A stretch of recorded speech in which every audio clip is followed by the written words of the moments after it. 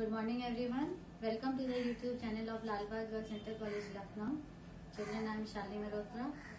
Today our topic in English literature is a very interesting story about the friendship of a tiger and an old man. Let us see the story.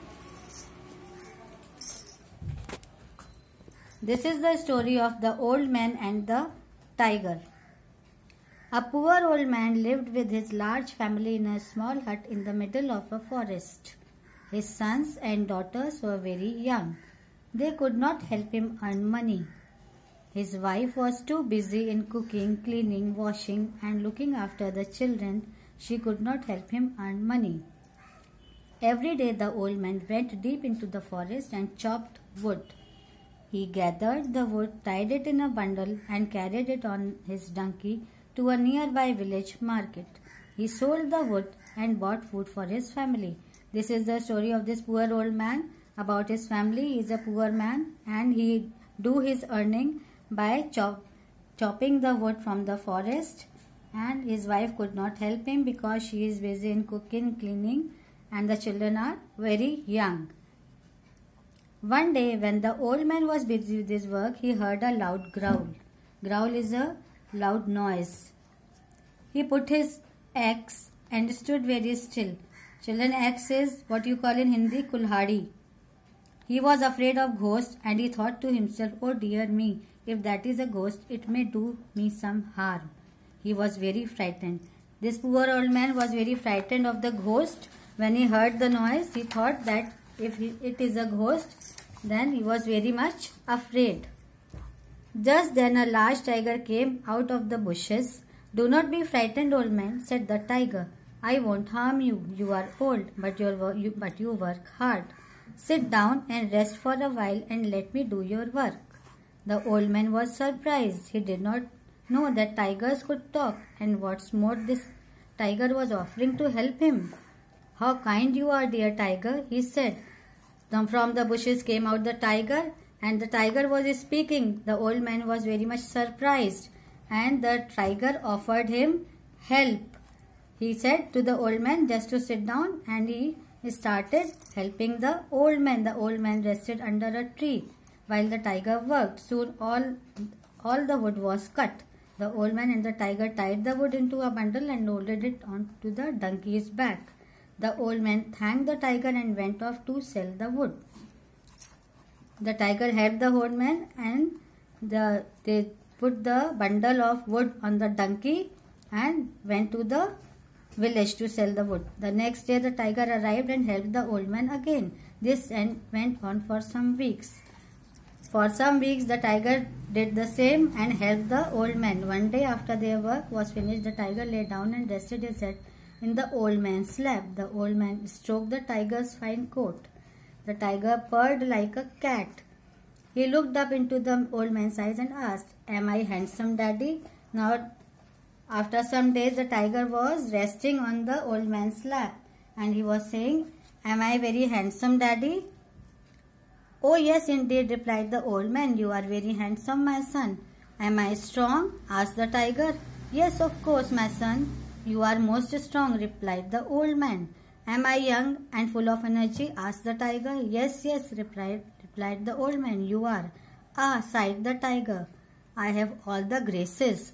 Now the tiger is asking about himself. Am I have these qualities? And the old man is saying, yes, you have all these qualities. You surely do, said the old man, but do you know you have one fault?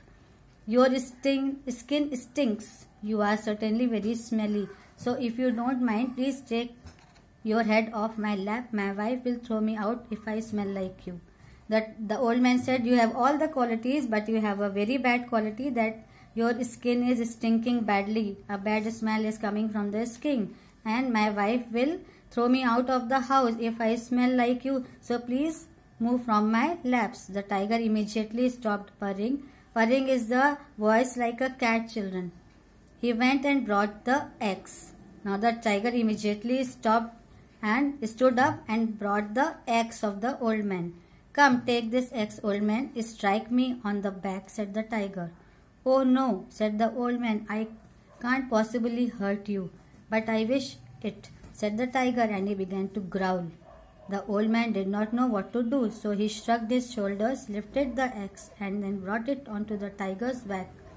A wound about 2 fingers deep opened near the tiger's shoulder, and blood spurted out. It made the tiger's coat red and sticky.